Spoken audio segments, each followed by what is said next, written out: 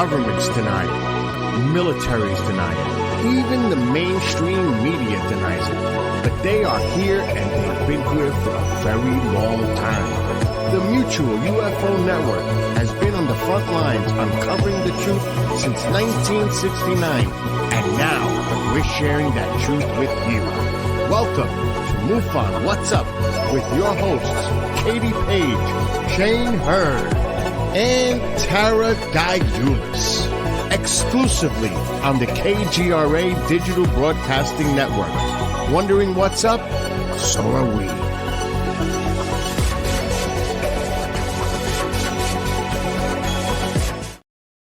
What's up, everybody? It is Tuesday night, and you are listening to MUFON What's Up Radio on KGRADB.com, the show that says discovery starts with curiosity, and curiosity starts with MUFON. As always, we are endorsed by MUFON, the Mutual UFO Network, always asking that all-important question, are we alone in the universe? I am your host, Katie Page, the Colorado MUFON State Director. I am so happy you guys are all here with you tonight. I am really looking forward to our special guest this evening. We have Thomas M. Ferrario. I want to make sure I say that right. Like the car, Ferrari, with an O, Ferrario. And, you know, he has done incredible work. He has been investigating UFOs since 1969, worked on the Marley Woods Project with Ted Phillips, and I just can't wait to dig into so many great topics with Tom here in a little bit. As always, I'd like to bring in our awesome co-host. We have Tara Diulis. You can also see Tara right here on Sky Tour live stream with Mark D'Antonio. Hi, Tara. How you doing? You are on mute. I am. What's up, Katie? Hi, everyone. Your dog was barking. That's right. Yes. Sorry about that, folks. But what kind of dog do you have? It is a Shiba Inu mix. Yeah, a barking dog. One of those little barkers. Let's bring in Shane too. Shane, do you have any dogs? How you doing, Shane? Yeah, I've got about 5 of them, but they're quiet for the moment, and I'll mute if I have to. You live like on a ranch, though, don't you? You have horses and everything. He has the most wonderful set of animals. Oh, they're wonderful. Oh, that's so cool. I forgot. I wanted to mention a few things. I'll just do it. We're all here together. MUFON released the dates of its upcoming symposium, and it's going to be in Texas here, in the Dallas-Fort Worth area in Irving, Texas, July 11th through July 14th. So everybody, please, save the date, mark out those calendar dates. And I hope, for us here on the West Coast, Colorado, Arizona, I'm hoping we can all make it out to this one. Yeah, it's pretty close. Nothing else we can drive. Yeah. So I hope to see everybody out there. And then Shane Hurd, the man himself, will be speaking for Phoenix MUFON coming up. Yeah. What is that, on the 28th? Is that right, Shane? Yeah. Coming up quick. Coming up. So if you're in the Phoenix area, make sure you get out there and see awesome Shane. He'll what are you presenting on, Shane? Principle, techniques, methodology, logic for investigating UFOs. I'm also going to talk a little bit about the ERT. And then I have a video presentation on some interesting cases I've done and the neat photos and videos. So kind of be a 3-parter. That's fantastic. And while we're at it, let's go ahead and promote that wonderful book you wrote too, Shane. Yep. If you are interested in researching and investigating, pick up a copy of Shane's book. I highly recommend it. It's really awesome. And if you're in the Phoenix area, check out Shane on the 28th. And if you're in the Maryland area, I will be out there on the East Coast talking at Mysteries of Space and Sky. So I hope to see now. Okay. There's Katie's wonderful book. There's the book. Yeah, Mysteries of Space and Sky, Saturday, October 21st in Gambrel, Maryland. So that's going to be a fun trip back to the East Coast there. So I hope to see you guys out there at Mysteries of Space and Sky. So anyway, Tara, what do you have to kick us off tonight? Hey, well, did you guys ever see Back to the Future? And maybe did you remember while in school hallway where they taped the "Kick Me" sign back to George McFly's back? I don't know if you remember that. Well, today's meme shows 2 aliens covering their mouths by giggling. One has a marker in his hand and the other holds Scotch tape. And ahead of them is apparently an alien version of the George McFly. He's seen walking down the hallway with the "Probe Me" sign taped to his back. Probe me. That's funny. I love it. I hope payback. Paybacks. I hope that the aliens have a sense of humor. Oh my gosh. Well, also today, found on And they don't Amazon. probe. I know, this cool coloring book. I love coloring books as an artist here. Joe the Alien Lost in Sedona. So Wow. it's Sedona, Arizona, just a little north of Shane and I, and it's considered a hot spot for UFOs and all things spiritual and metaphysical type of stuff. So this coloring storybook was written and illustrated by Sedona resident and artist Jackie Thompson. And she uses actual places in Arizona to tell this fun and uplifting story of aliens. It's about 3 local dogs named Loki, Minnie, and Yogi who like to explore the desert. And one day they come across Joe, an alien who, while on vacation in Sedona, got separated from his parents. But needless to say, the 4 of them take off on a journey to find Joe's spaceship so he can go home. There's Joe there. So they travel across Devil's Bridge there, and they wander in the desert and meet up with all sorts of animals. They get chased by wolves, and then they hop onto the back of a desert Jeep tour to get away. How funny is that? Oh, fun. That's kind of cool that it's sort of like a story and a coloring book all in one. And of course, they have Bradshaw Ranch out there. We're going to be talking about some of these high strangest locations like Bradshaw and Skinwalker and Marley Woods and all these places. So how appropriate. It is appropriate. And it's really neat. What I'm not showing you here is the different places that he runs into. So he finally spots the ship over Bell Rock there, and he's reunited with his family. And you have to get the book to see what happens, but they have all sorts of adventures. The 4 of them while in and around Sedona. And coloring therapy is a great gift for yourself or for anyone. You know, it's Joe the Alien Lost in Sedona, a story coloring book by Jackie Thompson. It's found on Amazon, and where, of course, you can pretty much find anything, right? So really fun book, really fun book. So, and also lastly, don't forget to fuel up, folks. You know, sodium, potassium, and magnesium are just a few of the select ingredients. Fuel Up has everything you need and nothing you don't. So go to fuelup.gg/MUFON for the special offers. Yep, that's it right there. So Shane, what have you heard?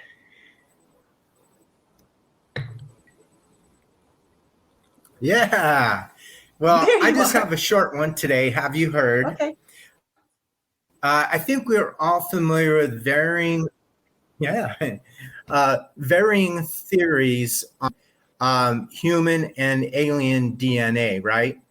And those theories range from, well, let's say they exist because human DNA, not all of it is identified. And in fact, I think I've heard as much as like 97% is kind of, you know, they don't know what it is or, you know, can't identify.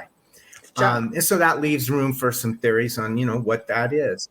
Also, there's theories that, you know, we're a product of aliens and they created us and that sort of thing. So I recently had a really interesting ERT case, and had spoke with someone who you know, had some very interesting experiences and really had some interesting ideas on the whole DNA and that theory that there's alien DNA within humans. And or that another theory that I think is interesting and some people put forth are like the aliens and grays that we've seen are really us from the future.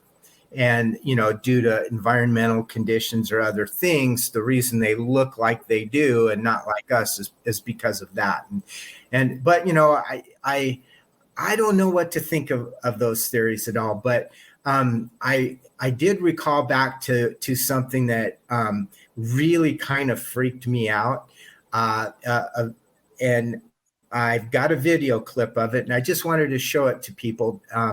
And just, you know, I think we should put a disclaimer on there. It might be disturbing, but what the video shows to me visually, even better than many words can say, is there is a resemblance, or you could see it potentially being the case that we could begin to look like that, what we think of as aliens, in particular grays.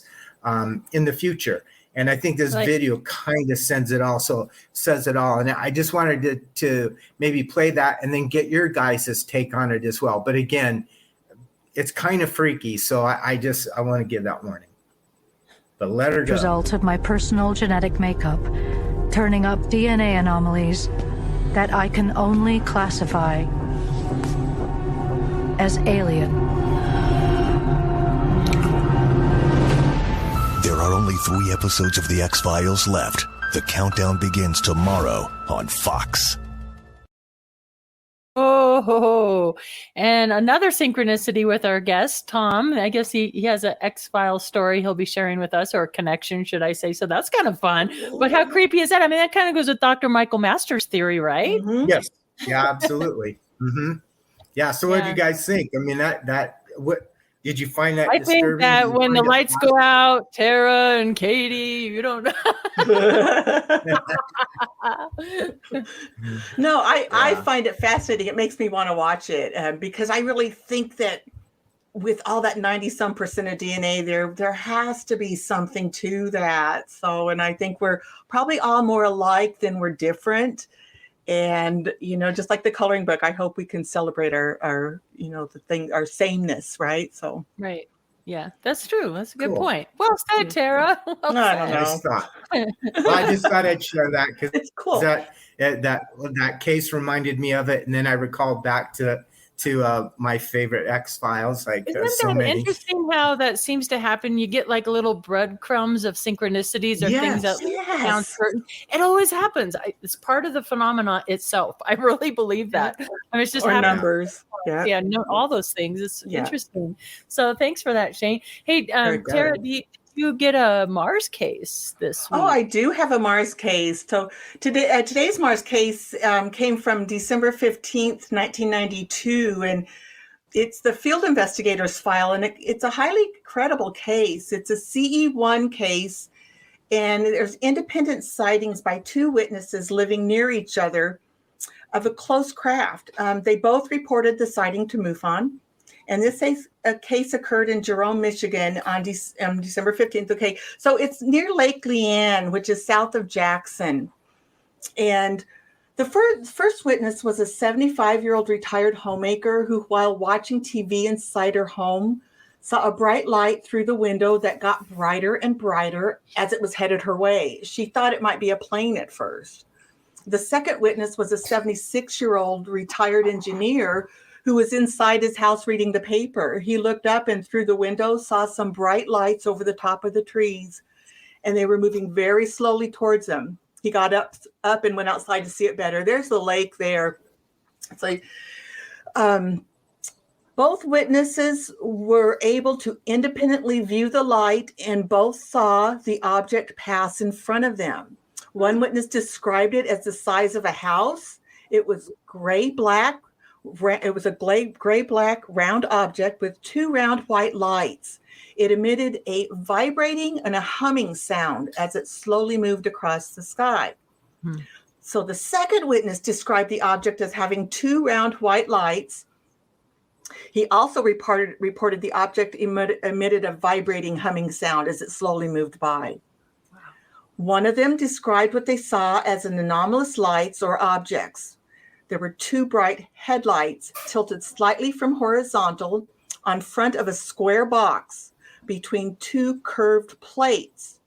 It was gray and dull in the surfaces. The row of dimly lit rectangular windows above the central lights, and then there was a row of black windows below. And it was humming with that vibration. So the sky was clear, but there were reported electrical or magnetic effects. And just before the sighting, the TV sound went static and the picture turned to snow. So, which is kind of cool. So here's a sketch of the object traveling south to north towards and over one of the witnesses' homes around the lake there. These older cases were classified by several scales, and some of which involved a lot of math, and they don't teach us that anymore. Not the math, but the scales. So the Hynek scale shows that it was a CE1, which means it was a light or an object in close proximity. The Spicer scale is an S5. It was highly strange and suggests intelligent guidance. The probability factor is a P5. It's highly credible, leaving almost no doubt. I like that. And there should be a credibility scale there, and it's a 4, meaning multiple exceptional witnesses. I like So those scales. Isn't that kind of interesting? Yeah, it gives you some variety. I mean, you're kind of stuck with only 7 options or so about right now, but the object came within about an 1/8 mile of both witnesses, and the field investigators' finding was that there is no doubt that this is not of this earth because it was so low and close. And so there you go. So, Wow. strange shaped object, though. And that's what These, we got. Yeah, these Mars cases, boy, I mean, I know I say it every week, but I can't help it. I mean, as you know, going through thousands of these cases like we did and redacting this information, the work these investigators did and Tom as well, our guest. I mean, they do so much work, and so I like the sketches and the drawings and the work that they did. It's just great. What I enjoyed about doing that project was a lot of the notes, and our guest might know this. I mean, Walt Andrus had so many of his handwritten notes on those, and he was so great. He taught me so much by reading those. You know, did you check this, or what about this, or this is highly credible, or this and that? And it's like, oh, I didn't think of that. But he had his hands on pretty much every single case, as far as I could tell, and it was just fascinating. So very fun. So there's your Mars case, and can't wait to that's opened up for everyone. Thank you. Thank you. Yeah, no, that's right. I mean, the best way to learn is like really looking at other people's works and how other people, and talking to other investigators and other researchers, and because there's so many things that we, you know, the way we perceive or the way we might do something is not like somebody else. So I think that's great to collaborate like that. Yeah. Right? Right, Shane? All right. So again, another synchronicity happening. We just had a recent case close here in Colorado. So for my case of the week this week, we have case number 133997. It's a category 1 case. It occurred actually 3 years ago now, July 10th, 2020 at 8:51 p.m. So in the realm of cases, you know, this is kind of a historical case, but Franktown, Colorado, which is interesting because Franktown is about 15 miles as a crow flies from the Elbert County Ranch in my childhood that I've been investigating. So this one really was interesting to me. There's no video, but there's photos. And what it is, I'll just read what the witness said, and then I'll share the photos. Or maybe, Chanel, you can bring up some of the first ones. So what it is, a friend took some pictures from the back seat of my motorcycle while riding of the sun setting. So they're on a motorcycle. I think it was a Harley Davidson. They're in Franktown, right over Castlewood Canyon, looking at the beautiful canyons and looking at the sunset. And with the Galaxy S20 Ultra, which has an amazing camera in it, when they got home and looked at the pictures, they at first thought what they saw was a signpost, but upon closer look, they realized that wasn't possible because some of the clouds. So here's what they saw. Now, this, as the investigator in this case was researching this case and was doing photo analysis, ran across a really interesting article. So remember, this event occurred in July of 2020. In November of 2020, there was a phenomenon that the Sun magazine wrote an article about the UK edition, and it was titled "Crazy Monument Monolith is Spotted in the Sky Near Utah as Conspiracy Rages Over Alien Pillars." Do you guys remember these alien pillars that were spotted in Utah back in 2020? Yes. So this is what was spotted in the sky in Utah. So what I did is I took a photo of the two of them side by side. Chanel, I think there's one that says side by side. So you can see there's the one from Utah. Kind of same thing. Somebody taking photos at sunset. The one on the left is from Franktown, Colorado in July of 2020. And the one on the right is there in Utah in November 2020. I think that, it looks like a square or a cube or a box. Speaking of boxes. Diamond on top of it. Yeah. Yeah. What do you guys make of that? What do you make of these? Oh, I have never seen anything like it. You got me on this one. Mm-hmm. Yeah. Yeah. It almost looks fake. Well, that one more so than the other, because Yes, it has if some you see the edges. raindrops on that, if you go back, Chanel, to the other one, that one was taken on the back of a motorcycle, so they're not in a window. But this one, you can see the rain droplets, which could be taken, inside the car, which could be a reflection of something weird or unusual in the car, because it almost looks like there's something at the base of that looks like maybe a dollar bill or a piece of paper or something. So around it. yeah, something. So not that I'm debunking this one right here, but could be a reflection. But the one that's taken from the back of the bike, I think is so odd how it's coming down and then it's just like behind the cloud, or I don't know. And then, Through it? Yeah, yeah, it kind of reminds me. Have you guys seen those pillars of light that keep appearing, like in Alaska and kind of the northern territories and stuff?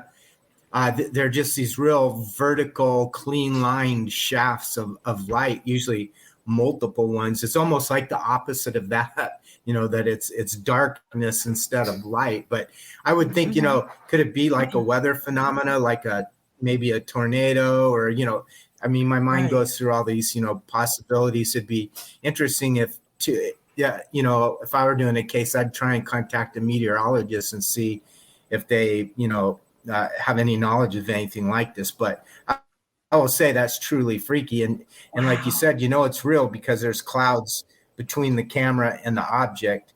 right. So it's an actual object at a distance, Right. And I just Pretty think cool. it's freaky. The locations of both of these sightings are in well-documented high strangeness locations. That whole Elbert Absolutely. County corridor, and then also in Utah there. So again, I mean, and then we have the weird, the cubes and boxes that we're seeing in these high strangeness locations. Is there a connection to that? I don't know, but I thought it was really compelling. Especially, you're riding on the back of a bike and you have the photos in sequential order. So you see it. And in one of those photos, I think it's that one, it's the one, Chanel, right after you see the pillar. It's the one right after that. If you look really closely, even though you can see that one. Do you guys kind of see that one right there?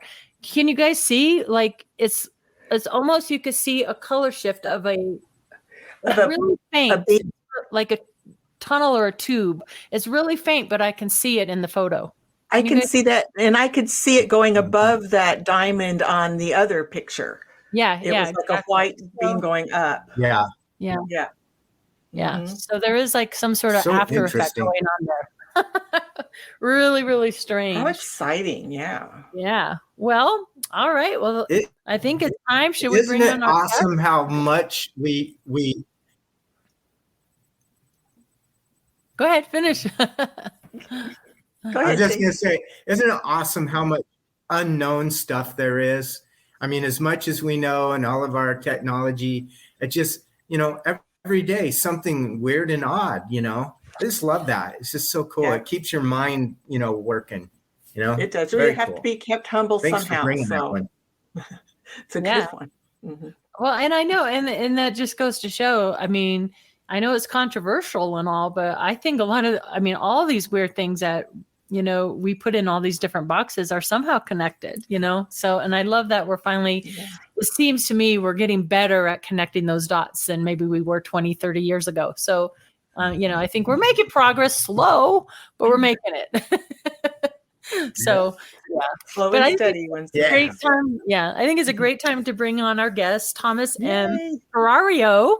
Thomas has worked as a dive master, machinist, and electrical engineer on projects in the United States, Red China, and Bermuda. He has been an independent UFO researcher since 1969 to 1998, at which point Walt Andrus, speaking of him, founder of MUFON, asked him to become a section director for MUFON. Later, he would go on to be assistant state director for Missouri MUFON. We love Debbie Ziegelmeyer out there. Shout out to Debbie. Hey, Debbie. He then co-founded the MUFON dive team with Debbie Ziegelmeyer. Ferrario then joined Ted Phillips as his assistant in 2006 and later became part of Ted's SIU team. He assisted Ted Phillips on his Marley Woods project and his Tetra Mountain Moonshaft project, which I'm anxious to learn what that is. So welcome to the show, Tom. How you doing, Tom? Hello, good to be here. Good to be anywhere nowadays, I'll tell you. Boy, that is so true. I mean, we've never met before, and it's just an honor to finally meet you. We've been friends on Facebook for a while now, so it's always fun when you get to meet your Facebook friends. But, you've been involved in ufology, and you've had so many wonderful connections. Tom's sending me these great photos with him with so many great pioneers in the field. And I just want to start by asking you, Tom, how did you get involved in the field to begin with? What set you on this path that you've been on for your whole life? I'll tell you, I live in a rural community, and I had family members that had experiences. And through that, if you live in a rural community and people take you seriously and you're not going to ridicule them, because ridicule is not any part of the scientific process, as Ted Phillips said, my mentor.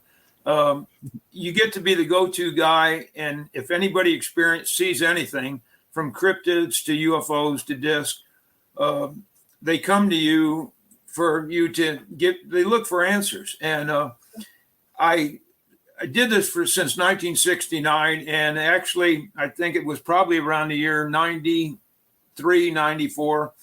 On an off chance, of course, MUFON was started in Missouri, and Walt Andrus, John Schuessler was still in Missouri at that time. And I put a call through to Walt Andrus, and I never expected to get through to him. And we spoke for 4.5 hours one Sunday morning. And through the process, he said, you sound like you've experienced, you know what you're talking about, and we should get you some formal training. And he said, I'm going to make a section director out of you. And he gave me the first state director, Bruce Whitteman, which we just lost Bruce last year through cancer. And but I contacted Bruce, and our first meeting was not really a good one. I told Bruce, well, Walt made me a section director. And Bruce said, I'm the state director. You're not even in MUFON. You can't be a section director. And so he assigned me to an Air Force captain, James Cross, in Missouri, that was a Korean War pilot captain. And I worked with him for about 4 years and learned, working with an Air Force captain, believe me, they're precise and you do it their way. So I learned so much from him. And that's basically how I got started with the Mutual UFO Network. And through that, I met Ted Phillips, and then on and on. Shane, you're muted. But, There you go, Shane. I was going to say that, Tom, that's so cool. Is it working? Yeah. It takes a while, that latency. Tom, what I was curious about is what differences do you see between, being an investigator back then, especially pre-internet and all that, versus today? And maybe not just that factor of technology and stuff, but the way people are both on the reporting side or on the investigation side. Because I look back in the past and I just marvel, like we profile the Mars cases and stuff, just marvel at the hard work it took and how we might kind of have it easier that way today. But what do you think you've seen the difference? Yeah, the main difference, and I got into this, I was a lot like Ted Phillips. We were nuts and bolts guys. Ted was a civil engineer. He worked on the Vanguard tracking system, the Minuteman missile system. And Ted was a nuts and bolts man. He liked the structured craft. He'd go out and do soil compaction tests. And that's where I was. Back then, I hate to admit it now, but if somebody would come to me with a cryptid case, paranormal case, I would just dismiss it. And I wanted the nuts and the saucers, something that puts down the tonnage on 3 pads. And that's what I was happy doing, like Ted. But it morphed into, as Ted said, and his hypothesis on that was that and that's not to say there still is structured craft, but it's morphed into more of a light ball scenario, element type of monitoring or ROV scenario now.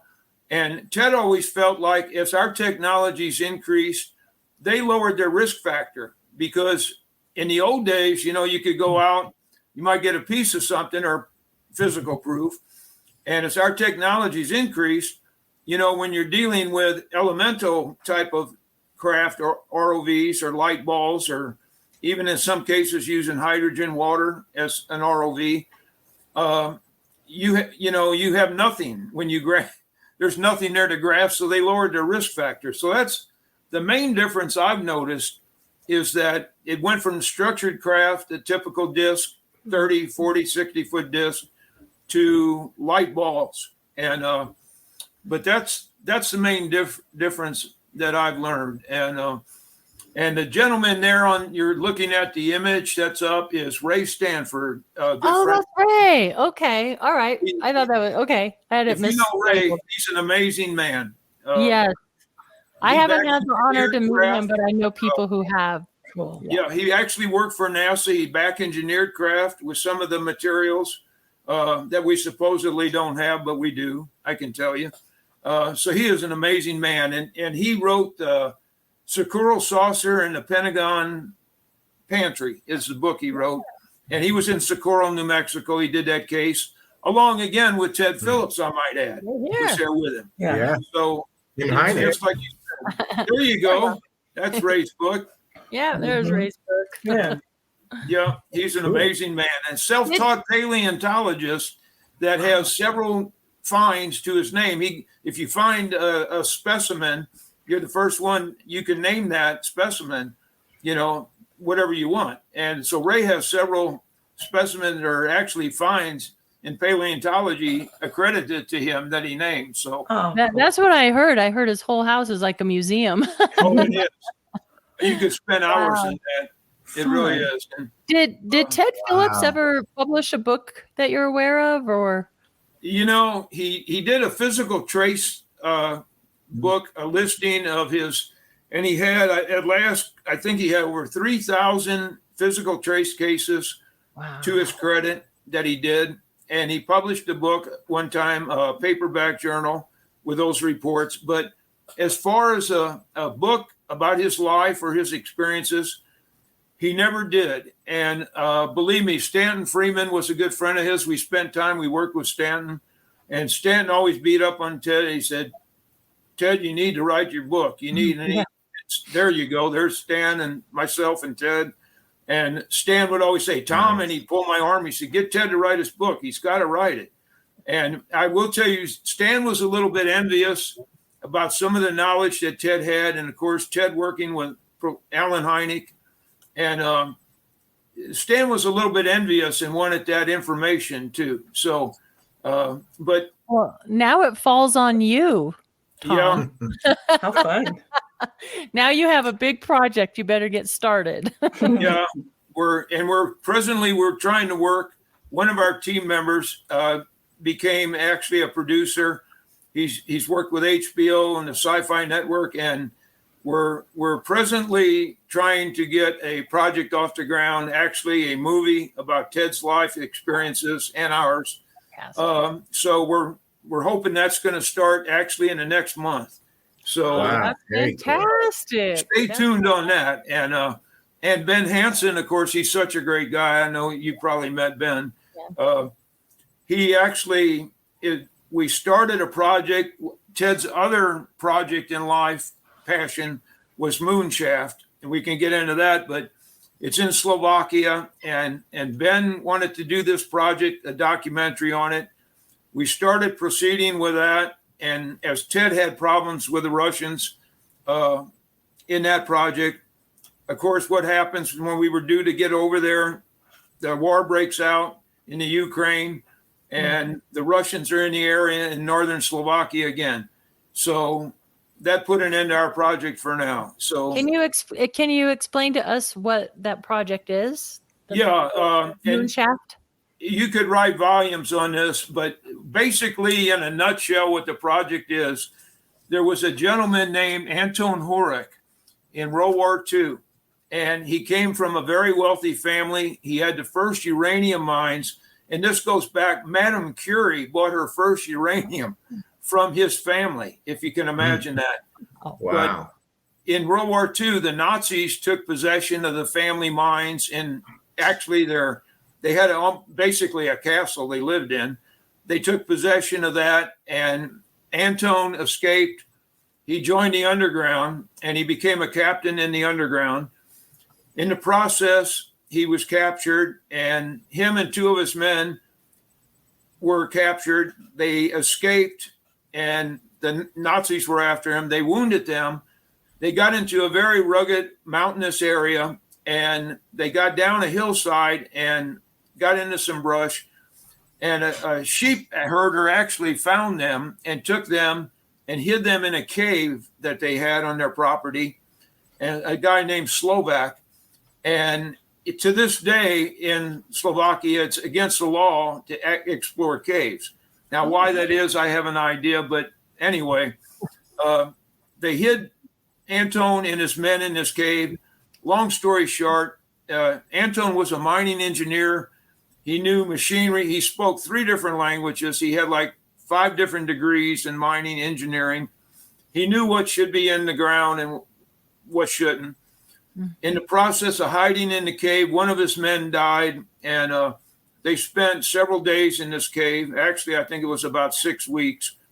And in the process, just for the boredom, he took one of his crude carbon lights that he had, and he started exploring this cave. And when he gets back in the cave, he found an object that, as he described it, and I have actually, this is one of the, I'll just put it up there. That's a bad, it's hard to see that, I know. But it's exposed. It's a copy of his own drawing in the cave of Moonshaft. And it was a cylindrical, black polished onyx type object of man-made material. And he could see it. This thing has stalactites, stalagmites growing on it, which denoted the age of this thing. Wow. There was a crack in it, a fissure in it. In the process, he had to remove most of his clothing to squeeze through this crack. Oh, wow. And when he gets in there, it took him 3 days of digging in the debris he found and brought back, which Ted had, fossils, or not fossils, actual cave bear teeth, which are very valuable. And when he got through 3 foot of this debris, as he got to the bottom of it, he felt warm air, and the fine debris started flying up, hitting him in the face. And he put his ear, and he describes a 1-inch wavy metal grid under this debris. He put his ear to this, and he heard what he described as heavy turbines running down there. Oh, now, kidding. he knew machinery. He knew what should be in a cave, what shouldn't. This made absolutely no sense. It couldn't be there. But this thing he felt was eons old, self-maintaining instrumentality there running. And so this made no sense to him. But he marked the cave, and the sheep herder came. There was a break in the war, and he got him out of the area. And actually, after the war, he went back, and he did find the cave back. Now, that brought in, Ted found this out through an individual, and this was actually Anton had moved to Colorado, actually, and him and his wife. And Ted found out about through a mutual friend, and Ted went and interviewed him. And Ted got on the phone when he heard this story, and called Hynek in on this, and he described the whole story. And Hynek flew right out, and they spent a week together talking about this. And Hynek said, Ted, you got to get over there. We got to investigate this. This is one of the most interesting things I believe is there. We don't know what this could represent. So Ted did get over there. He actually found the cave with the help of the original family. Unfortunately, from the Nazis carpet bombing this with so many people escaping, they collapsed part of the cave. Ted could see the object, but he couldn't get to it. And one of the Slovak's grandson tried to get into it, and Ted was afraid he'd get hurt. So Ted got him out. And Ted made 2 trips back there. And then again, on the third trip, he was, and this is incredible. Ted was actually financed by Jackie Gleason. Now, a lot of people don't understand the connection there, but Jackie He knew Gleason, something. you know how the collection that he had and how interested he was. So, but when he was going back the third time with funding to excavate this, the Russians moved in. And I will tell you that the Nazis had found out about this object, and the way the Nazis found out, and even Adolf Hitler found out about this object, is a whole nother story. I could go in, it would take a week to tell you everything, but basically the Spellunkers, the Nazi farmed the cave exploring units. So it was a real Indiana Jones story here. But the Nazis, after the war, the Russians moved in and they wanted this thing. And they were after Ted, and Ted barely got out by the skin of his teeth. And they actually stopped Ted at the airport. They wanted him to work with them. They promised him anything. And he said, yeah, once they find it, they'll get rid of me. So Ted did pull out a map, and he had a map, and he took the Carpath instead of the Tetra mountain range. He showed him on there the Carpathian mountain range, and he picked the most rugged area of the Carpathian mountain range. He said, I could always picture these Russians falling to their death looking for that in the wrong mountain range. But there again, the Russians come into play. And later on, we were working back in about 2008. We were getting funding to go back, and we didn't quite make it. And so anyway, that's the story in a nutshell. Oh, it's fascinating, Tom. Thank you for sharing that. And working in those caves in those remote areas, it just makes me wonder, how many caves were underwater or are underwater now. And now you're on the MUFON dive team, and maybe you could talk about that and what types of things can you find or have you found doing underwater type of stuff? Explorations. We were called in, and there again, I hate to say this, it sounds like a cop-out.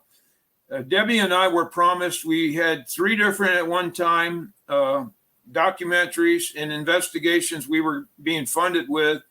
And of course, part of it was in Puerto Rico because so much activity. There's Deb. I call her my sister. We're very close yet.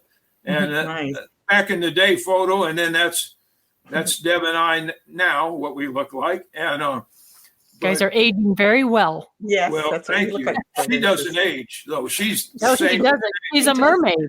Debbie is a mermaid. Yeah. The most capable. She was on Alaskan Triangle, I believe, and she did some diving up there, deep tech diving in cold water. And I mean, she's a real deal. There's nothing she won't try. But we always felt, and contrary to popular belief, we feel, and Deb thinks, she even wrote a book about it, that 80% of UFO reports, UAP reports, involve water in some way, shape, or form. And we found that to be, whether it's just simple things like residue from pond scum on patrol cars, from water, it's incredible how many. And we wanted to give MUFON the resources, and we had a quarry in Missouri. We trained divers, and we had a dive team that we felt we could respond if John Schuessler or anybody in MUFON needed call on our services. We could respond to that. And we were going to do Shag Harbor was another incident that we were going to do, and actually a place we were going to go up there and dive. They pulled the plug on us. We had it all worked out. We were going to dive. And I do believe it was some of the government up there didn't want us in that area, and they didn't give us permission. So darn it. There's always something comes up like that. I'll tell you. Wow. So I have another question, a follow-up question on Moonshaft. I mean, talk about that's a movie for sure.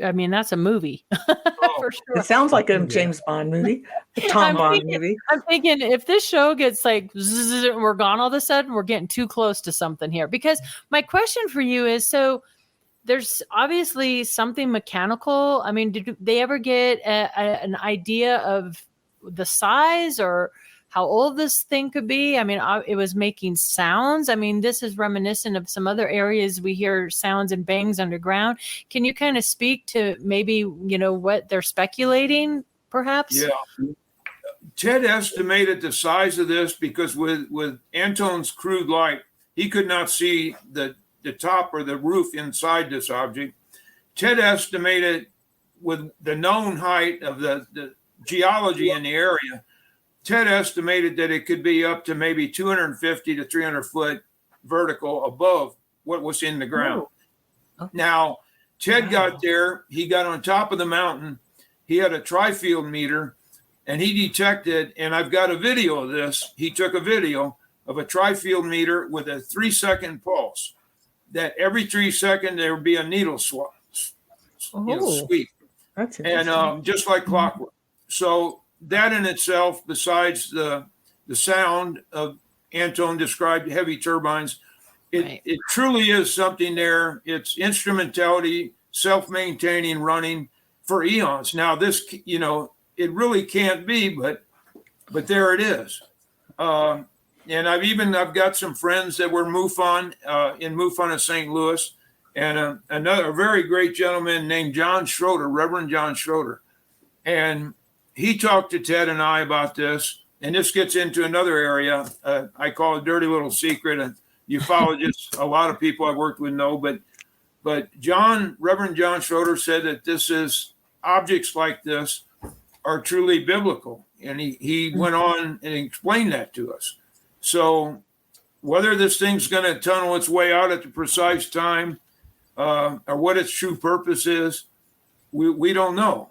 And but I believe me, I don't go to. There's hardly a night goes by I don't think of that thing before I go to sleep at night. Wow, sitting over there. That says a lot. Yeah, life changing. Yeah, it is. And Ben wants to get over there yet too, but you just can't deal with the Russians right now. And right. Yeah. Well, is it something you guys plan on maybe following through with in the future once things settle down? Would there still be the interest? Absolutely. In fact, Ben tells me to keep my passport up to date because the minute we get a window in there, we're at least going to get over there and talk to the family and do the background on it. And and just the Nazi element of it, the World War II element in it, is a documentary in itself. And we feel we get that done, then we're going to proceed with actually getting to the cave. And believe me, I've got people now. Ted actually had 3 years before he passed away. He still had Russians contacting him, wanting to work with him on this. And I've got people now portraying themselves as Northern Slovakians, and they come to the United States. They want to come visit me and talk about doing this. And I suspect a portion of them are still Russians. So, but they want this thing bad. And Ted Phillips was such an amazing man, multifaceted. He was a spelunker. He was a professional cameraman. He was a musician. And he explored caves. He's in the Missouri Register exploring caves. And he knew geology too. And Ted always told me, he said, Tom, when the original family took me and it was like a 3-day hike in this area. Wow. And he said that if we go back, you're probably going to have to load me in a refrigerator or something and lower me down with a rope so I can get there. But he said that the first time he was there, it's a small opening and it was hid with a slab of rock. He said, I was like 10 foot from this opening. And they'd not showed me this, the geology was really wrong for a cave like that. He said, I would have had no idea. He said, you're not going to find this unless you know exactly where it is. And he did have the GPS coordinates on it. But he said, now with modern technology, someday it may be possible to find this opening. So, and we get people, believe me, we get people YouTube sending videos, and they used to do it with Ted. And we found the cave. Is this the cave, Ted? And they'd show an SUV, they'd drive up to it, and Ted said, no, you're not going to drive up to Moonshaft. And so. And I'm sure they're taking precautions. I mean, when you're dealing with caves and that, you don't know what you're going to run into as far as health concerns. I mean, that? And the other issue about this is the cave, it was still illegal to explore caves in Slovakia. Of course, it has the religious angle on this. When they found Slovak and put him in the cave, the original Slovak gave him a blessing, and he said, "Do not go any farther in this cave. It's bad. It's bad." And so, if you were to get in this area and do excavation, with that big a presence, you would have to work it out with the government, and which I think could be done. Ted looked into that, but and it revolves, I hate to say it, around money, but I think it could be done. And at one point, National Geographic was working with Ted on this, but they wanted total control, and they wanted to take it away from Ted if they found it, and give him a little credit. And Ted wouldn't work with him after a while. So good for Ted. Yeah. Honestly, I don't know. You do all the work. We'll make a show and forget. I don't know why they think they can do that to people, but they do. So good for Ted for sticking with that. I had a question, and it just because I'm just overwhelmed with this information. I lost my question. I got a comment. You guys remember the show UFO Hunters with Bill Burns? Yes. Yeah, we filmed the. I think you sent me a picture of Bill Burns, didn't you, Tom? And then one of his co-hosts was Pat, and his name escapes me at the moment. Pat. He was also the diver. But at any rate, after the show, Pat went. I think he moved to Slovakia, and so he might be a great contact to have if he is still there. He seems very knowledgeable about the country and the countryside, and of course, with his background with UFOs and diving and caving, he might be a good contact for you guys. But when you brought up Slovakia, that's what it reminded me of. But that's a fascinating case, and if there's, I came in as a nuts and bolts guy too, right? So anytime you can get any physical evidence, in fact, in my book, I quote Ted's book, and I use examples of some of his data regarding physical evidence to make the point about the value of it. Thanks. And, I love this work. And like I said, I started out with it as a nuts and bolts guy too, but now clearly the phenomena has matured, let's say, and there's more to it than the nuts and bolts. But boy, if we could ever get our hands on something physical, it would just be, it'd change the world, wouldn't it? Right. That reminded me of the question that escaped me. And I was wondering, just like with Beyond Skinwalker and that, have they ever considered doing a remote view to have remote viewers try to see what's underground or in the cave? Ted looked into that, and that was one of the options that if we get back over there. And there again, it was touchy with Ted, because I will tell you, and that this is a fact not commonly known, but when Ted worked with Alan, there was a period when Alan went into the religious paranormal aspect, and Ted didn't like that at first. And they had an argument, and actually for almost a year, they really didn't speak to each other too much. And Ted got back with him, and it's so strange because Ted him and I both, believe me, in Ted's later years and what we dealt out at Marley, and of course, out in Marley, we had his good friend that, Ted was out doing the field work for Alan when Alan couldn't get out there, and Ted was doing compaction tests, soil analysis, and on the other side, writing the software was Jacques Vallée. And so you had Ted on one side, Jacques Vallée on one side, and Alan in the middle, which Nice. that was the team. And Ted The brought full spectrum. Yeah. and Dream I'll tell team. you, I was so fortunate when Ted brought out Jacques Vallée, and Jacques Vallée spent time with us and worked out there with us at Marley. Such an incredible man. But I will tell you that Ted got into exactly where Alan was, and I didn't want to go there, but I'm exactly where Ted was, and I'm exactly, of course, Jacques Vallée, and there we are at Marley. That was a picture taken out there, the three of us, and Jacques was just a wonderful man, and he's so far above my pay grade, I shouldn't have even been out there with him, but he was very understanding, and he schooled me.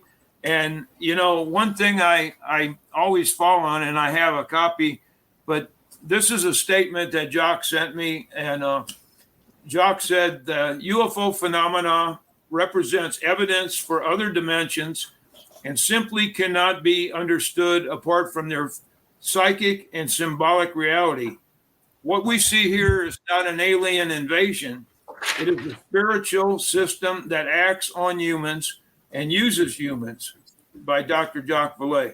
Interesting. Now, what that means is, and believe me, I never thought I'd be where I am now, but what we dealt with out in Marley, and we had people injured out there, I will tell you, just like they are at Skinwalker, but we dealt with an intelligence out in Marley. We dealt with cryptids. We dealt with physical effects, cattle mutilation, horse mutilation, crop circles or agroglyphs. The unseen goodness. force, this is what another item that they're dealing with at Skinwalker, pushes down steel gates, knocks people flat on their back, leaves no marks. Wow.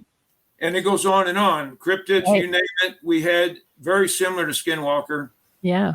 We need like a 6-hour show, and we're only about 15 seconds to break. And really quickly before we go to break, and when we come back, we're going to do an evening on Earth with an extraterrestrial with you, Tom.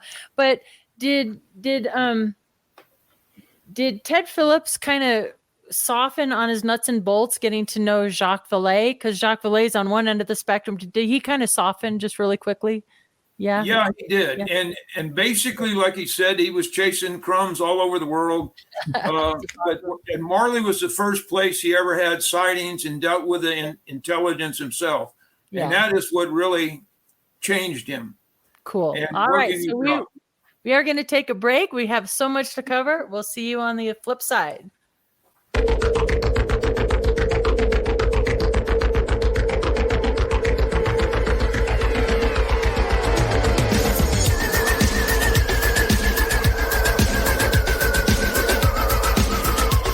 Hey members, the new KGRA DB app is now available on iOS and Android devices. Gain on-demand access to any KGRA DB programming. Download any show directly to your mobile device to listen or watch on the go. Go to the App Store and search KGRA DB.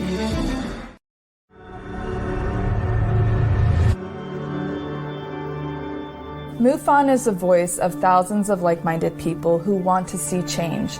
We speak up against UFO secrecy. We engage governments and agencies around the world on the topic. We share information with the public through our journal, website, newsletter, social media, and even our own TV channel. When you join MUFON, you add your voice to the cause.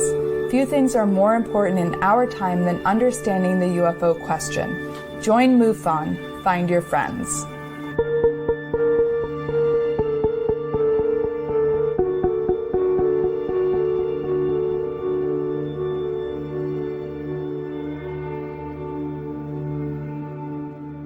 Did you know 75% of Americans are chronically dehydrated? If you struggle with focus, run low on energy, or when it's time to finally sleep, you simply can't, this can all be linked to dehydration, and Fuel Up has the answer. Our proprietary formula contains the finest cellular hydration with the strongest immune-enhancing natural ingredients. The Fuel Up system is made up of 3 different incredibly tasting varieties. Wake kickstarts your day with a jolt of caffeine. Play boosts focus while hydrating your cells. Rest not only helps you relax, but also rejuvenates your cells while you sleep.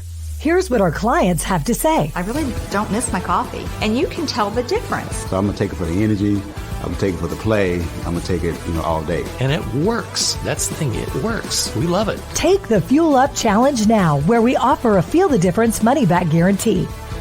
Fuel Up for life.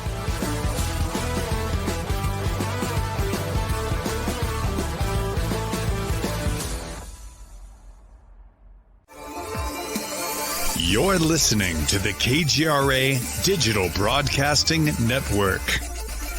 We provide unparalleled coverage of trending news in the world of ufology, cryptozoology, and paranormal phenomenon. Whether you're watching our video live stream or listening to one of our audio programs, you are getting the best from world-renowned researchers and hosts, guiding you through topics the mainstream won't touch. Miss one of your favorite programs? No problem.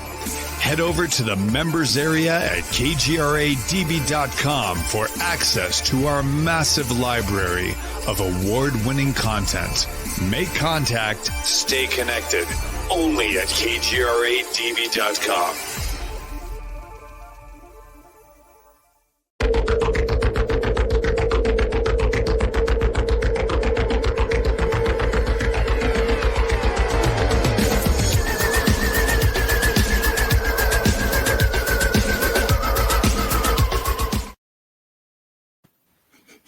Yeah, we're back with Tom Ferrario and Tara and Shane.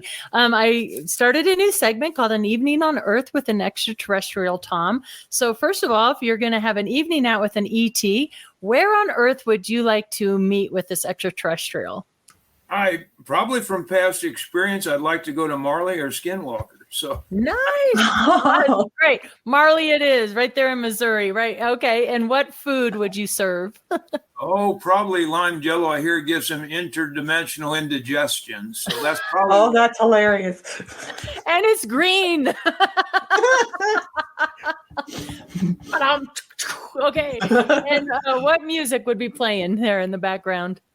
Oh, I don't know. Probably either Moody Blues, I think. So. Oh, love it. Love the Moody Blues. I'm seeing this happening. Yeah. Okay, and you're going to recommend a movie for your ET friend to watch. Yeah, Close Encounters. Yep, that's a must. Ellen Hynek had a walk-in part on it. Yep.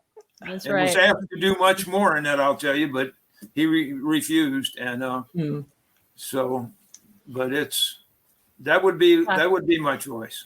The classic. And the one question, only one. What would you ask an ET? And this gets back to my own experiences, what we learned in Marley. I would say, what made you think why did you think you had the authority to go through the dimensional boundaries without permission? And it's a deep question, I know, but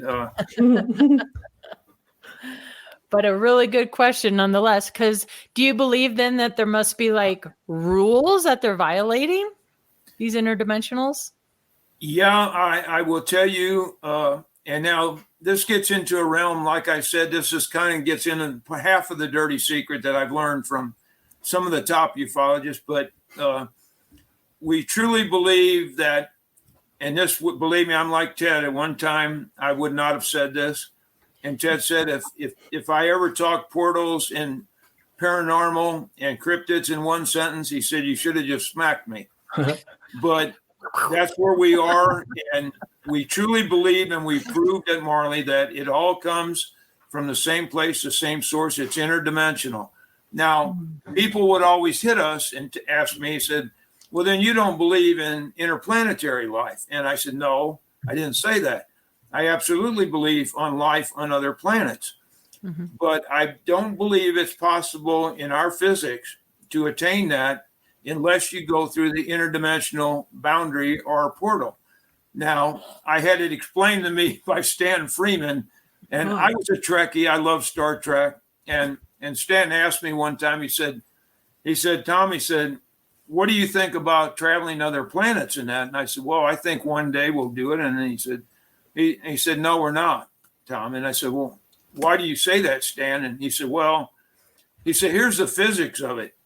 To take an object, solid object, the size of a pea to attain light speed would take the combined energy output of the Earth for 100 years. Now, you tell me that's practical. So Right. I'm not going to argue with a nuclear physicist on that. So, but it broke my heart when he told me that. It really did. And, but I always retain that and remember that to this day. It's just not practical with the technology. Now, interdimensionally, once you cross that boundary, you can attain the interplanetary travel. And that gets into a whole science, a lot of it above my head. But I will tell you that I truly believe that from the paranormal, the cryptids, to even this gets into the nuts and bolts structured craft come through that. And as far as even the Bigfoot sightings, as we learned at Marley, that's why we believe, and so many people are out, and, you know, God bless, they're out hunting Bigfoot and that. And as the Indians called them, you know, the tricksters, but they have the capability of going interdimensional at any moment. Now, we learned with the cryptids at Marley from 400-pound large white sloth-like type polar bear objects, animals that we took hair samples and tracks from. We knew there was not a living, breeding population of these things in the woods in Marley. Yeah. When they're there, and when they're not, they're not. So, do you think, Tom, that some of these Sasquatch creatures are connected to ETs or crafts as well? We absolutely do think it's a common bond there. Now, this gets into the aspect which really gets touchy, and I found out how touchy with different people, but it gets in even to the religious aspect of this, going into people that have done research with Bigfoot, that have actually done DNA with Bigfoot hair and proved that this stuff was not. And, you know, they used to throw out all this research when they'd come back, it had human DNA. They said, well, it's contaminated. Well, now they've learned that a lot of the hair and a lot of the DNA work with Bigfoot, it's not contaminated. It actually does have some human DNA in it, which gets into the remnant of the Nephilim. And I will tell you, that's a whole science in itself. I'm feeling a little squatchy myself during the break. I went on my bear slippers. Tara, you were with me when I got the bear slippers. You're hilarious. I have big feet right now too. She sure nice and warm feet. Yeah, I have warm feet. No, you're right, Tom. There, it is so controversial, and you know, it's been written about. Stan Gordon talked about the Sasquatch UFO connection, and you're treading on some controversial subjects. But I think so many of the pioneers in our field, and we've had some on recently that really do believe that we're dealing with something that's phasing in or phasing out, or calling it portals or interdimensional, however spiritual, however you want to frame it. And there's so many ways, like magic. But it's hard to, you know, not make that connection eventually, the deeper you go into this. And if you don't mind sharing some of the other phenomenon around Marley Woods, first I would love to know, like, when was Marley Woods discovered and how? What is the history of Marley in general? And then maybe talk about some of the phenomenon that you've encountered out there. And I do believe we have some photographs to share as well. Yeah. It goes back that we know 3 generations of the family that own the property, and even beyond that.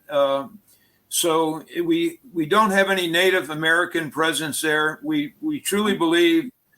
Lately we found Native American artifacts here, which we didn't believe there used to be any there at all, but we found some now. And so, but we have no way of going back in the Native American, the Osage Indians, and there's no presence there. We have no way to research that. So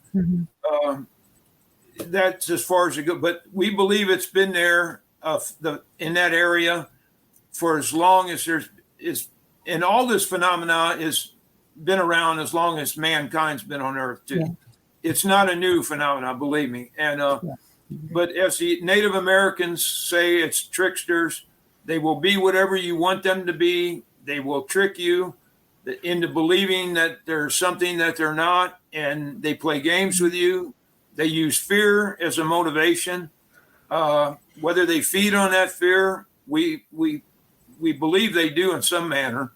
So, but things that happen, some of the, believe me, extreme cases, we can see no other reason but fear to be generated by what they do.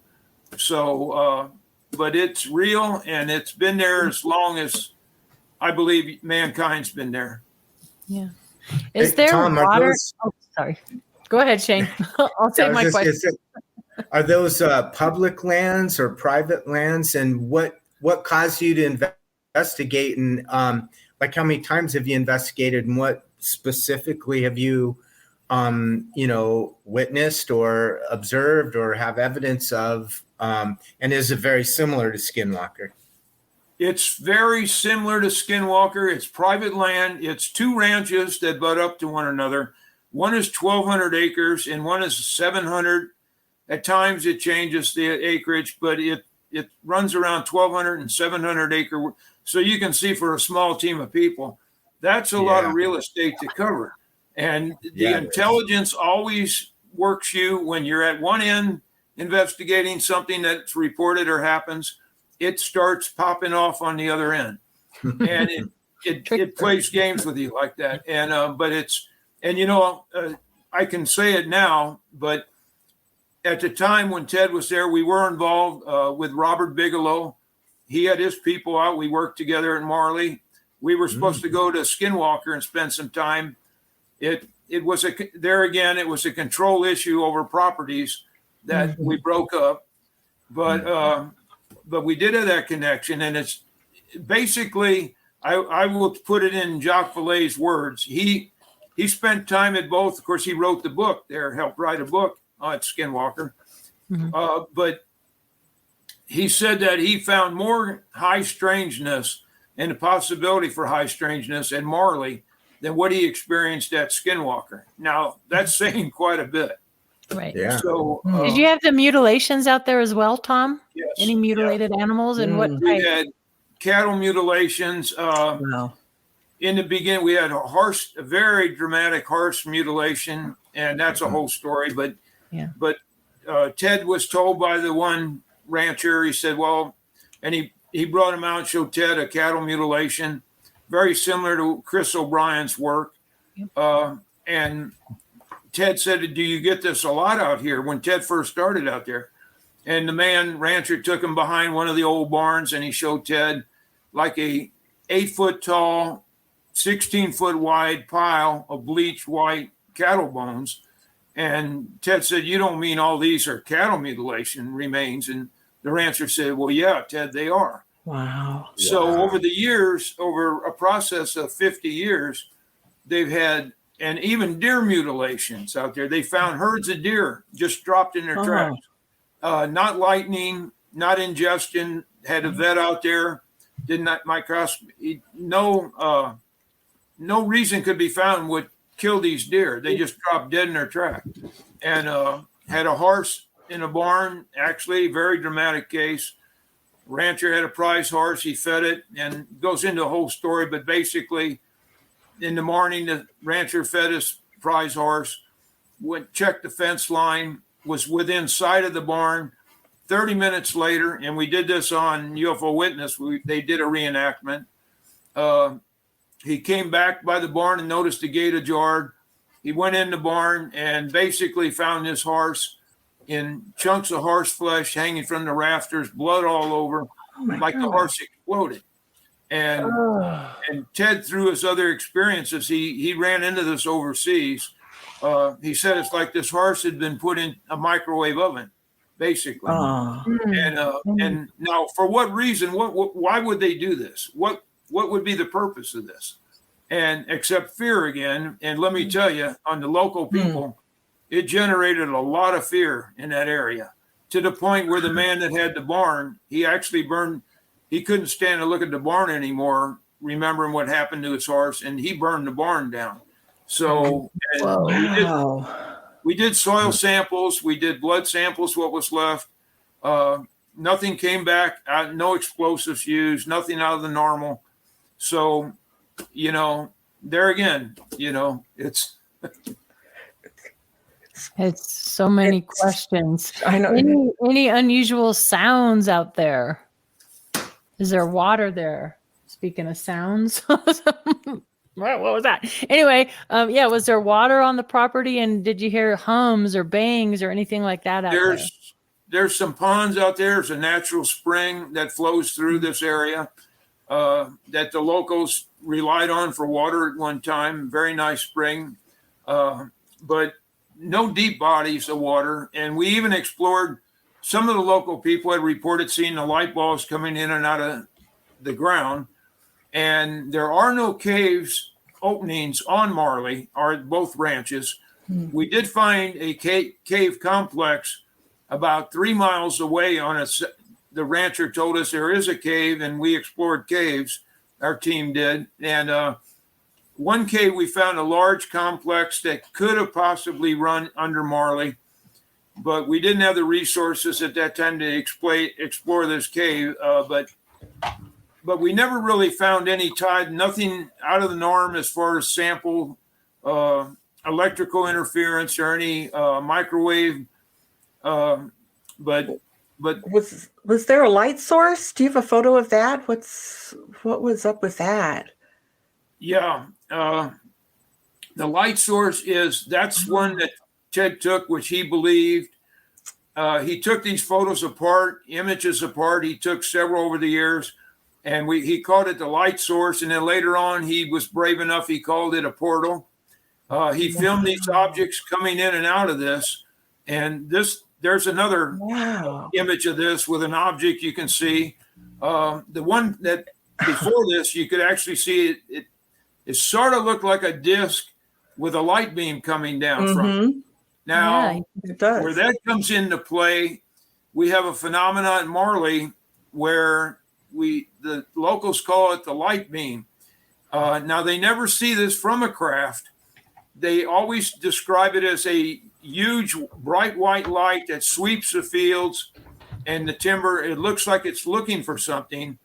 And we believe that part of that is microwave in nature. Ted and myself, one night, coming back from the 1,200 acre ranch, this actually, and I hate to draw the analogy to Close Encounters, but this beam came down on our vehicle and we jumped out, and it was a bright, pure white light. And as Ted said, we watched this light retract off us into like a reflex, twisting reflex camera lens, the old ones, into a pinpoint, and then it was just gone. And we see no object above it, but that night, Ted got sick, and I had health problems after that, vision problems. And I'll just go in macular cyst. I had to have removed cataracts from my eyes, and my eyes to this day are still not what they should be. So, and there were other physical effects and so it's a very real phenomena. And we did from all our sampling, and that's one called the shield. At times the light source or the portal would tone down. And one time Ted took this object, a photo of the image of this, and filtered out a lot of the ambient light. And it for all intents, and it looks like a shield. And I've had people send me pictures of dating back, and I won't go into it. It's a religious element again, but it really appeared to be like a doorway or a shield that Ted described this. Weird.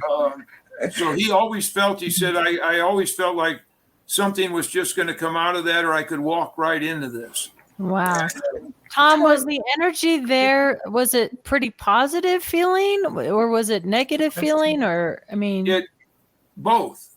Both. At times you could get, and Ted warned me about this in the very beginning.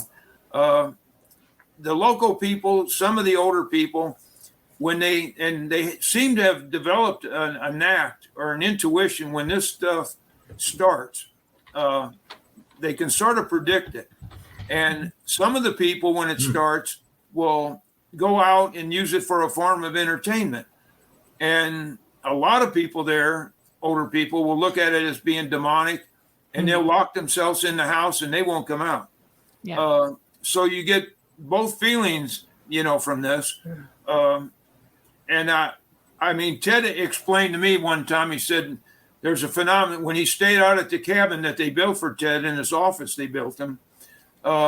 They told Ted about this, and Ted warned me. And one night at 3 a.m., and people in ufology, you probably know this, people think midnight or 12 a.m. is the bewitching hour. And it turns out in ufology and paranormal, 3 a.m. tends to be a time when things happen. 3:33. Yep. At 3 a.m., we were usually in the field, but one night we slept in. And at 3 a.m., I was awoken, and Ted told me about this phenomenon. I was shaken. I felt like somebody grabbed me and shook me. I woke up, and I had a sense of euphoria. I can't explain it. I don't know why, but I got up, and I ran out on the big deck we had out there, and I expected to see the mothership, or I just knew there was going to be a big find or something great was going to occur. And it turned from euphoria to depression. There was nothing out there, at least nothing I could perceive at the time. And I went in and I did something you really didn't want to do. I woke Ted. He didn't sleep much, but when he did sleep, Are you sleeping? But I shook him and I said, Ted, and he said, what's the matter? And I explained to him, and he just looked at me and he said, well, Tom, he goes, welcome to Marley. And he went back to sleep. Oh my God. Oh my gosh. Hey, Tom, I have a question for you. This object under the ground, I've heard of like hidden history or a technology suppression. And could these objects, what do you think this is? I've heard about the pyramids underground in Antarctica. And are these things that they seem to be there for a long time, but you also hear about inner Earth. So are these things that are built from inner Earth people, and maybe that's where these aliens are coming from? Or do you think they were here when the crust of the Earth was being, turned over? And it's just so hard to understand. It is. And we could never come up with any, and Anton Horak, he couldn't come up with any kind of idea what the instrumentality was, that it made no sense. And the only thing I will tell you that we ever got, and then Ted in his later years, we came around, and the gentleman, Reverend John Schroeder, said that he believed these things were biblical. They'd play a part, he said, in end times. And he said he believed that they were part of the Nephilim that was sent underground, and there's instrumentation that they will use at some point.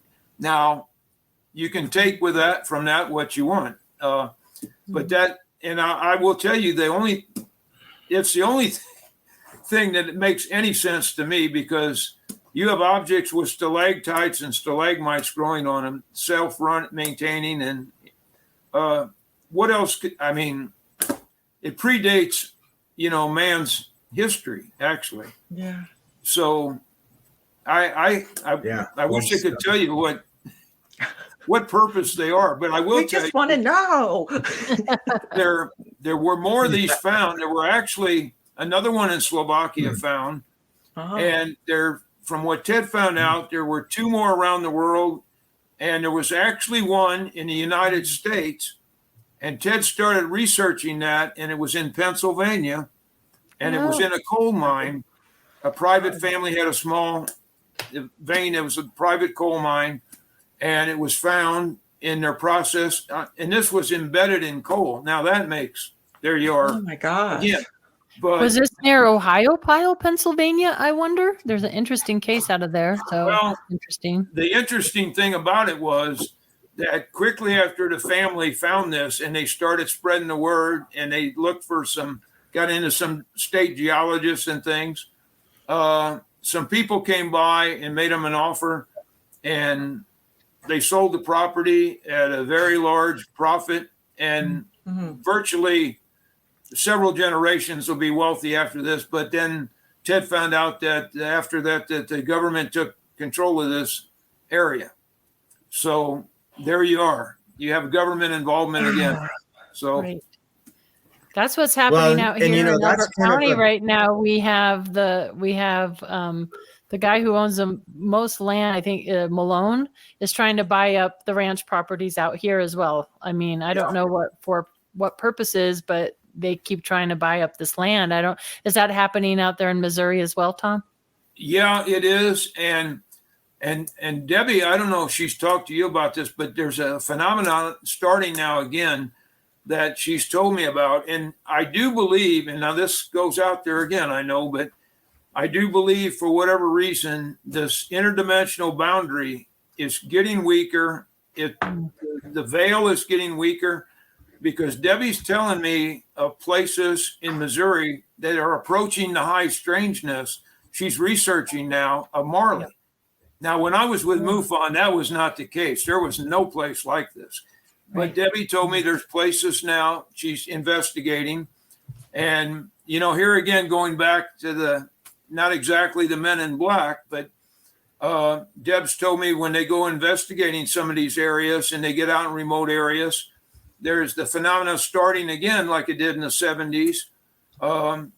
There's a third party comes in and they'll interview a family or the witnesses in these areas. And after they leave, the people that they've interviewed will call and tell them that after they left, there were some people showed up, well-dressed people, out of the norm for this area, in remote areas. And they weren't investigating the reporting or the sighting. They were investigating the investigators that are out there. Oh, that's scary. That's starting again. You may have that in your area. Yeah. Great.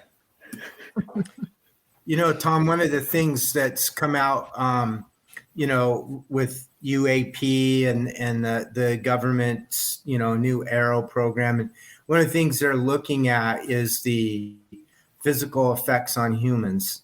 And that's, of extreme interest for the obvious reason.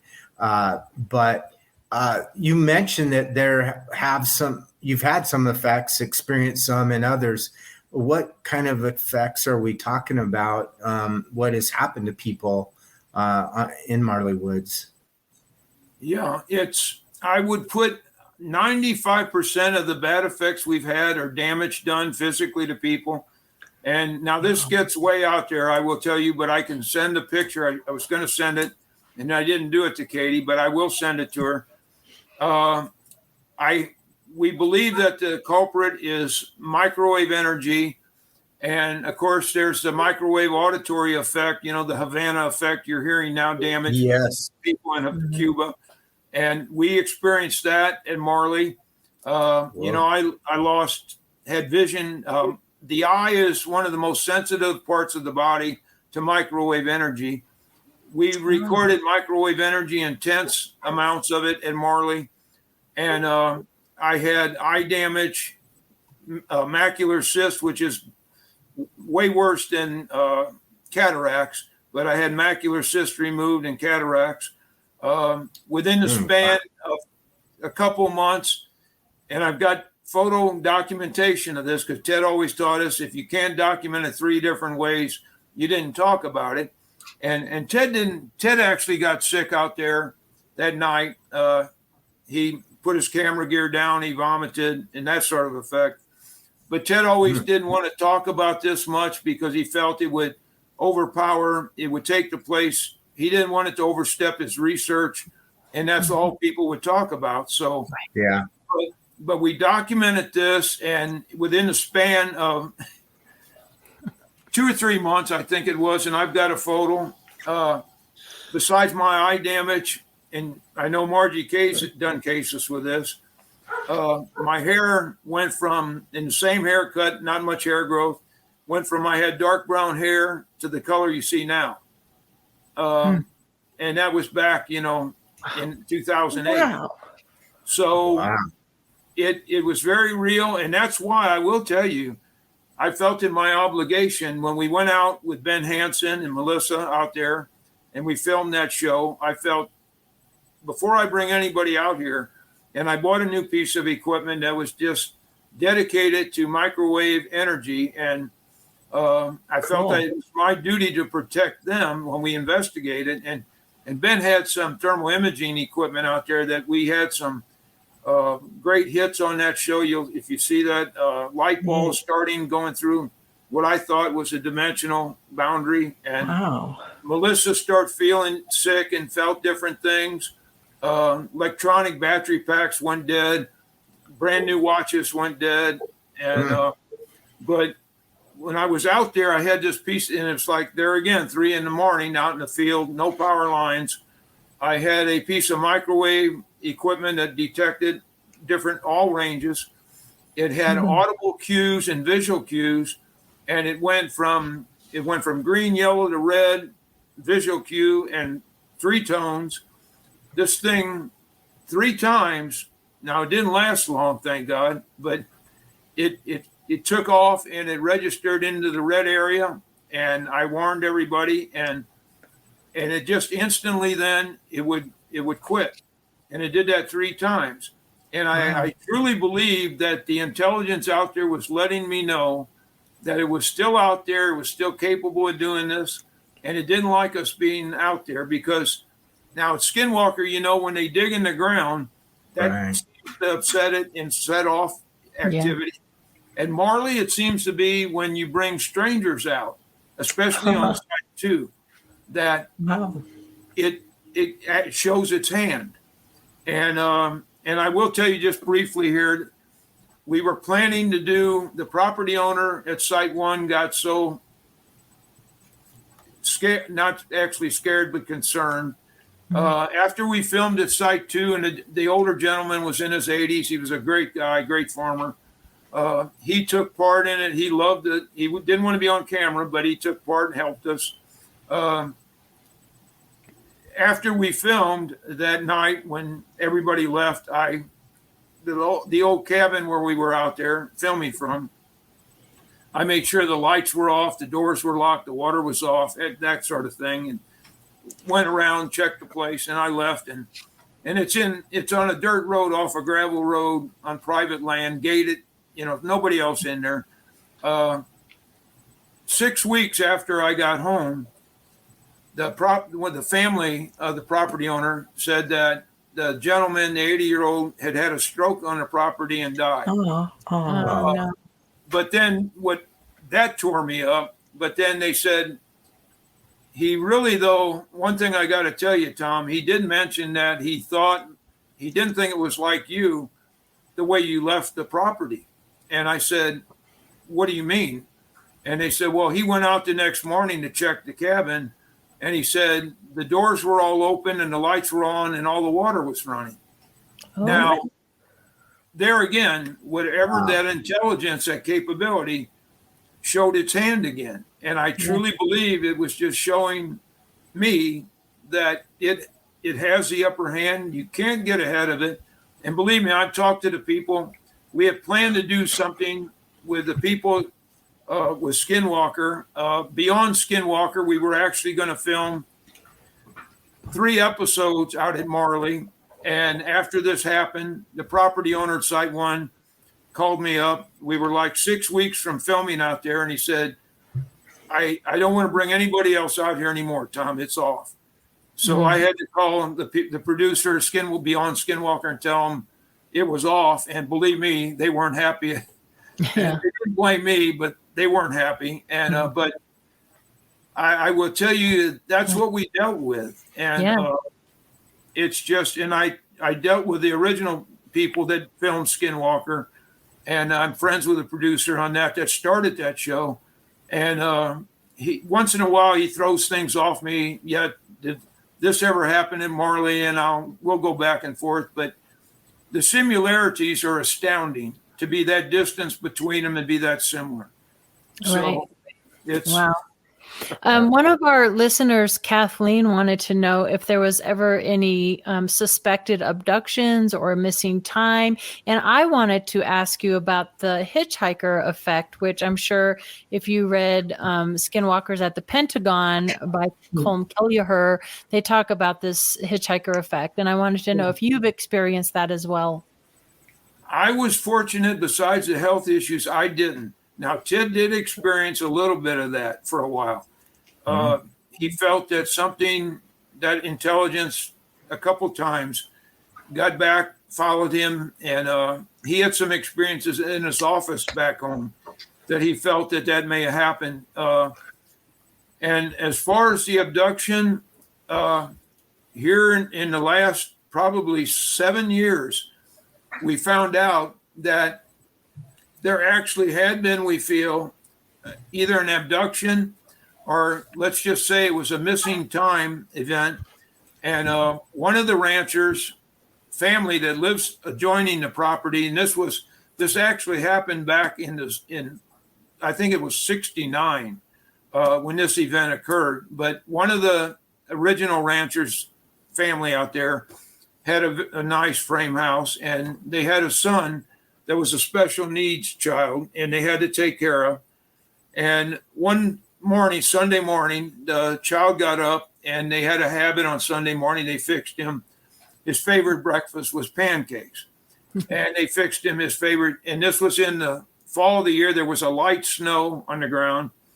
And the child, he had a habit of, he never wore shoes.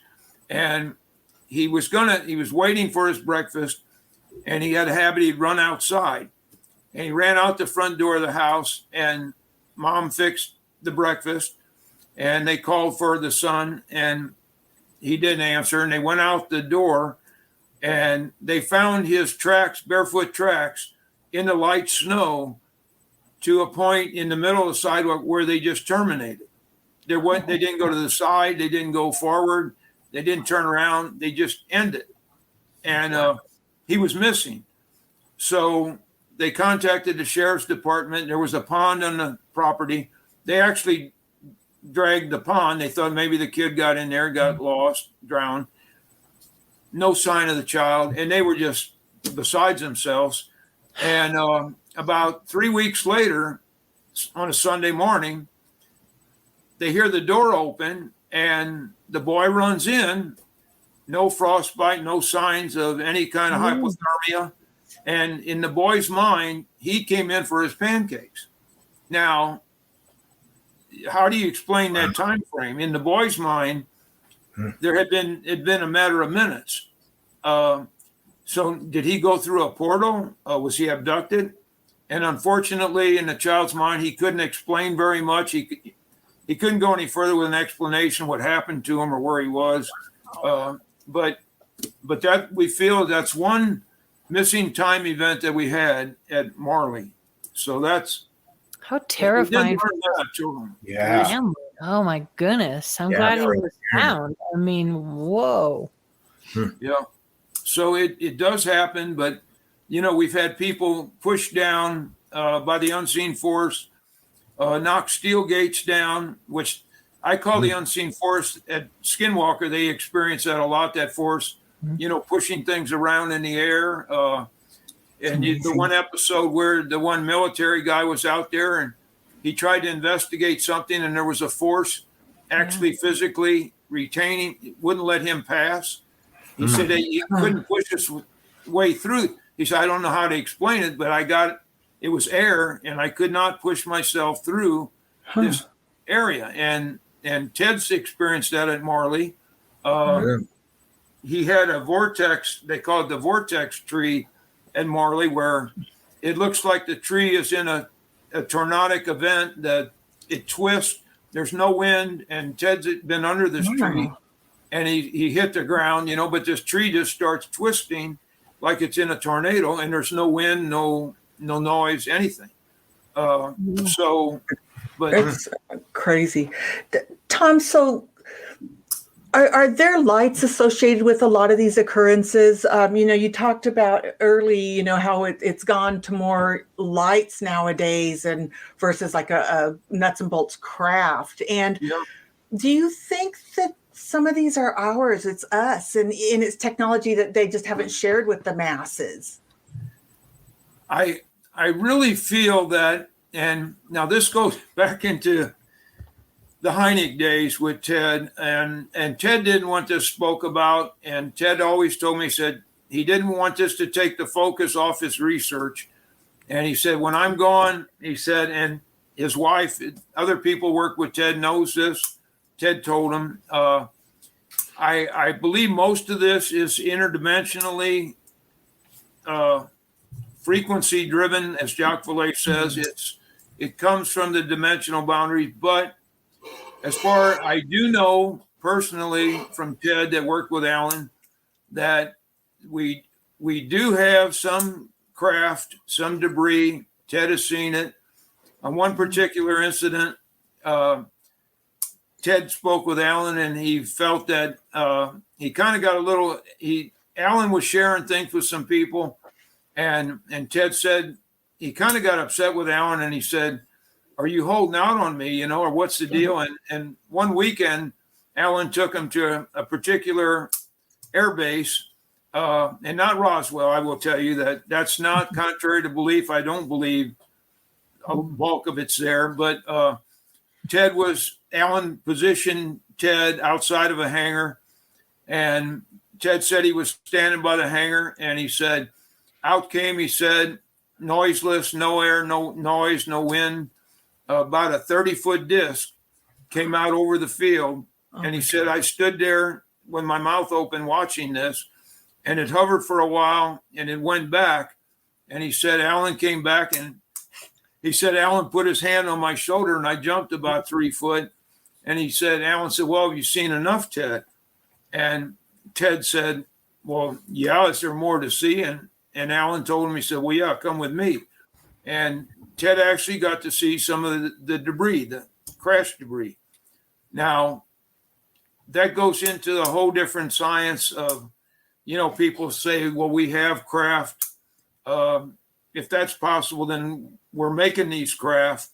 And, we have a fleet of them and that. And from the story, from what I get, is that there's 3 main elements involved in this, superconducting elements, that is like 20 times heavier than gold and 150 times more conductive than our best conductor without cryogenics. And the kicker is, though, that these elements don't exist on our side of the dimensional boundary. So great. What we got from them is it and the crash debris. And that's why, through best attempts to get around that, we haven't been able to yet. That's basically why I was told that we don't have fleets of these craft and why we can't reproduce them. So I was told that we had like 3 actual working models. Wow.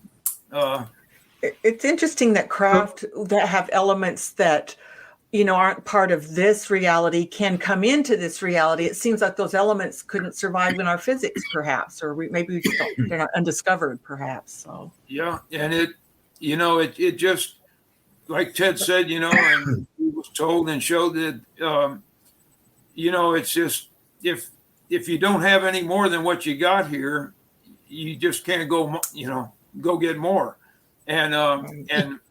And my question was, I will tell you, I was explained and there have been a lot of crashes, as Debbie Cape Girardeau was one of the first, and my question always was, and thank God I was with people way above my pay grade that could answer my question satisfactorily. I could never understand. I said, if this craft is so advanced and the technologies are so advanced, they can intercede dimension, and they had it explained to me, it's a plasma envelope. That's why the G-forces don't apply to if you're in that plasma envelope, that's why the G-force doesn't affect you're in your own environment.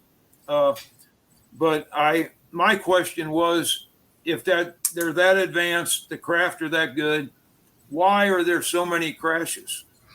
Right. And that's when I had it explained to me, and I've never heard anybody else say this except the people far above my pay grade that I worked with, and they talked to me as if I was a child, and they said, well, Tom, it's like this. It's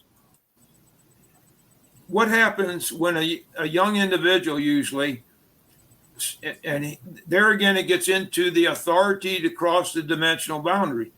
A lot of what comes across is not good. And for lack of a better word, a lot of what comes across is just, it is evil. And that's not to say that there isn't good that comes across at times. But the way I had it explained to me was, what happens when a young man steals an automobile or a high performance car or something he doesn't have the skills to drive with, and he's being pursued and chased by something? And I said, well, and I thought, well, he usually, he crashes it. Usually the police are chasing him, or he doesn't have the skills to operate that. And he looked at me and he said, well, that's exactly what you're dealing with here. A lot of what comes across doesn't have the authority to be here, and they are being pursued. They're not supposed to do this. And he said, a lot of this, they're crashed, or at times there is weaponry, and the more advanced we get, that's again why they lower the risk factor and take the chance of these craft coming through. But a large portion of the crash back in the 60s, 50s, 40s, that was the case, that it was actually a matter of something, the entity, the intelligence taking these craft didn't have the authority or the skill set to operate them, and they crashed them. So, and I've never come up with, I've never heard that. More criminal elements. That's all we need. Yeah, right. Yeah, that's what we need. Like a bait UFO. Hey, Tom, what do you think then of like the more modern and recent stuff, like say the Tic Tac or the Go Faster, the gimbal? What do you think about those crafts? What are we really looking at? I truly believe that some of those are really, they're interdimensional craft and technologies. And there again, people ask me, do I think there's going to be disclosure? And that gets into my whole false flag disclosure I learned, again, from people above my pay grade. But there's one dirty little bit of ufology, I will tell you, that's out there, that most of the people, the true researchers, and that they will tell you that they expect to occur. But I do believe that Tic Tac, and that a lot of that is technologies from the other dimension. Now, of course, the Navy, they try to explain a lot of it now, and I knew they do that. Bruce Whitteman and I worked with people in the government, and believe me, disclosure, it was supposed to start in 99, and we actually went to Las Vegas. Bruce and I went. The government actually at one time, they were going to, I think, start a disclosure project. They got some of the media, and they got the Missouri MUFON because it was started here, and they wanted to do, they were going to start a process disclosure at Area 51. And do I think they were going to show everything? Absolutely not. I think it would have been a dog and pony show, but they backed off on that, as they so often do. So people asked me about disclosure when the Tic Tacs and that happened. I said, it's not going to happen. They're going to recant. They're going to come back, and they're not going to, and I even heard them make statements that they had crashed debris. They came out and made a statement. They had crashed debris materials not of this earth. And then they came out later and said, no, they don't. And how I've heard a lot of the Tic Tac and different things, certain people are saying it's drone technology. Well, from what I've seen of some of it, it's not drone technology of this earth. So, but can you talk a little bit, Tom? We have less than 10 minutes left. I think we have 7 minutes left or something. But can you kind of talk to us about your feelings about what your predictions are for this false flag? Well, I will tell you real quickly in a nutshell again. Here again, it's unbelievable through Bruce Whitteman. I met Dr. Carol Rosen, that was Werner von Braun's assistant, and she did a whole show on, he always predicted that the false alien event would be the false flag event, and it wasn't aliens.